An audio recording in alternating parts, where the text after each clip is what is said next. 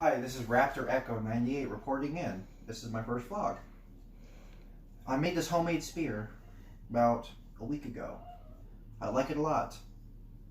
I don't know what type of wood it is, but it was really soft at first, and as it dried, it hardened. So, that's pretty interesting. It made it easier to cut. This was a small branch off of a main tree. This is more for throwing, like a javelin. I have this wire wrapped handle. This is actually from it's pretty loose right now. Actually, I don't use any tree sap, but this is the inner bark from the same tree I got this branch from. As this inner bark fiber dries, it becomes extremely hard, and you cannot rip it with your bare hands. You have to cut it. So, if you're in the wilderness and you need rope, as long as you keep cutting trees, you will never run out of a good source of rope.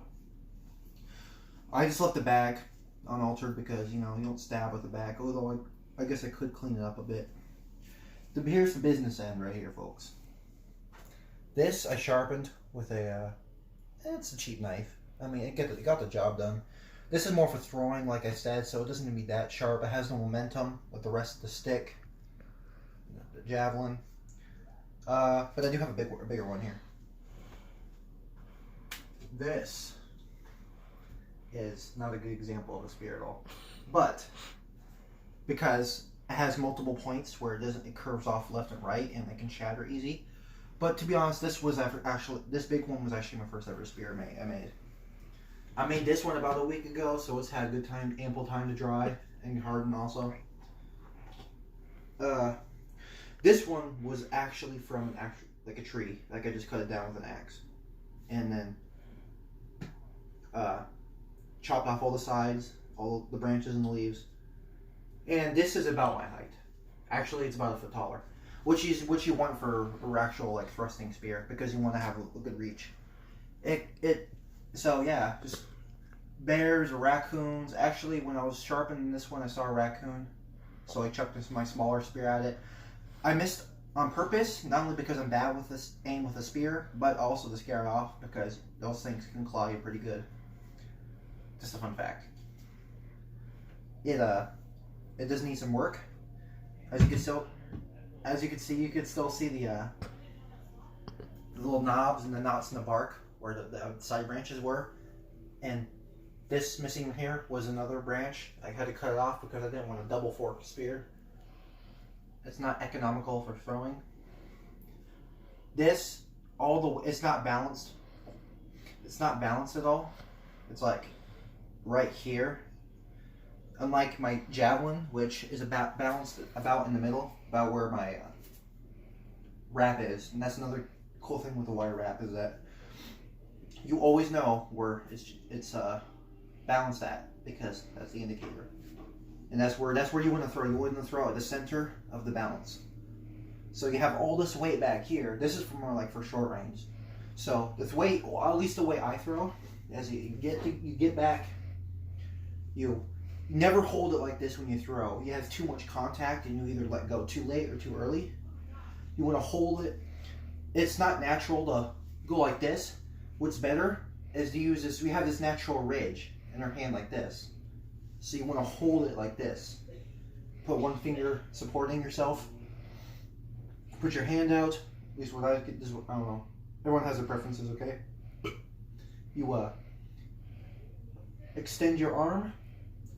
You put your weight backwards a little bit, and then you let it go. You act like you're throwing a baseball a little bit.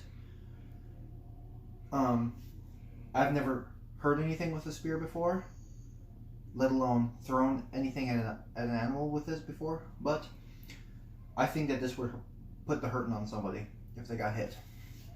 This thing probably weighs together around 10 pounds. It may not seem like a lot. I mean, this point isn't the sharpest, because if it was any sharper, it would break off. But the reason why javelins and spears are so devastating when thrown is because you have all that weight going into a single point in your body, and it's all about pressure with cutting and thrusting and throwing. Also, another tool in my prehistoric Paleolithic arsenal shepherd sling. This one is actually broken. It's been untwisted and redone a few times.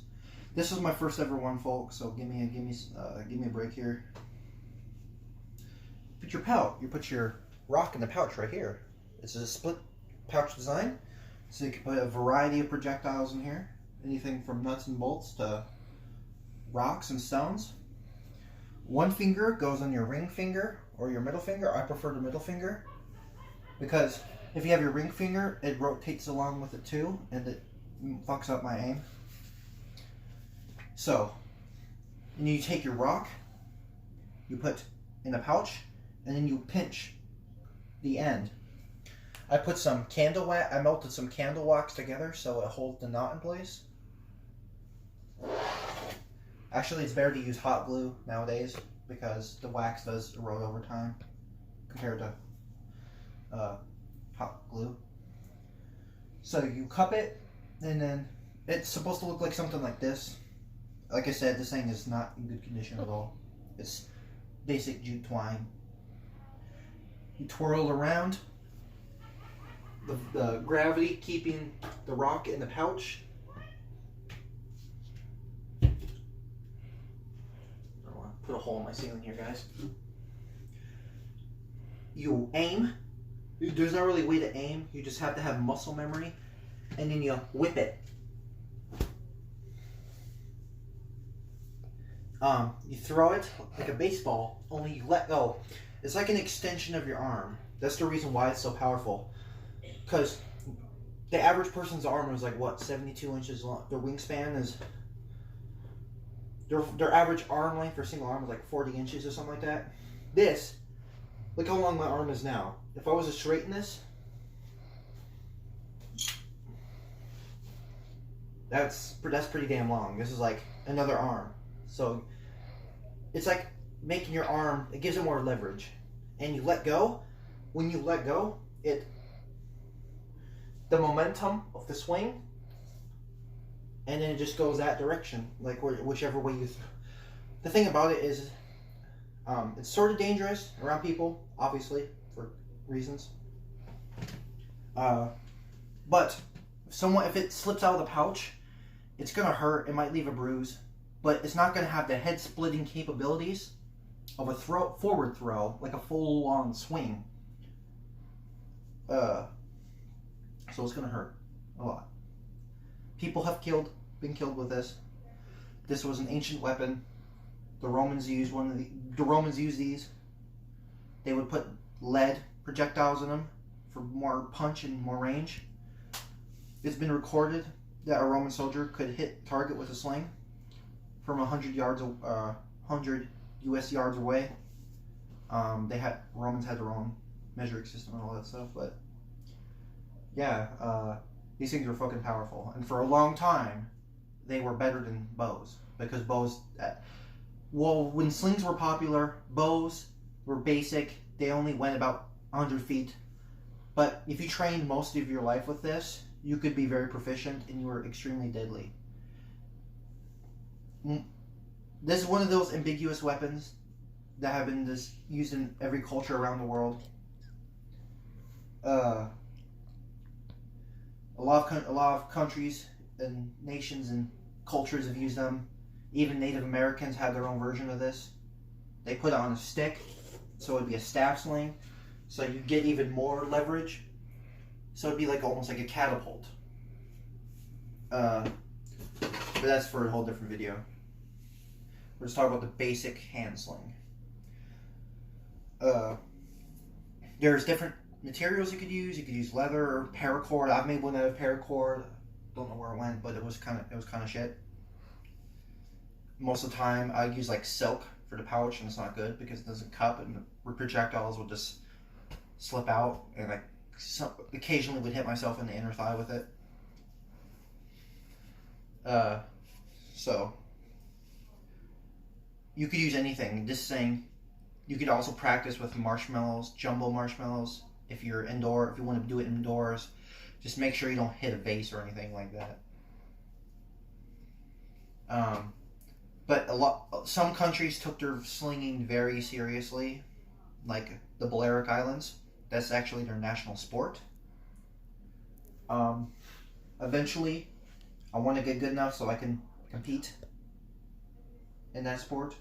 If I win, I would get the world title in the Balearic Islands for the international championship. Israel's also known for their slingers. You know, the story of David and Goliath. This has been a quick overview of some of the ancient weapons I own and have made before. So, this is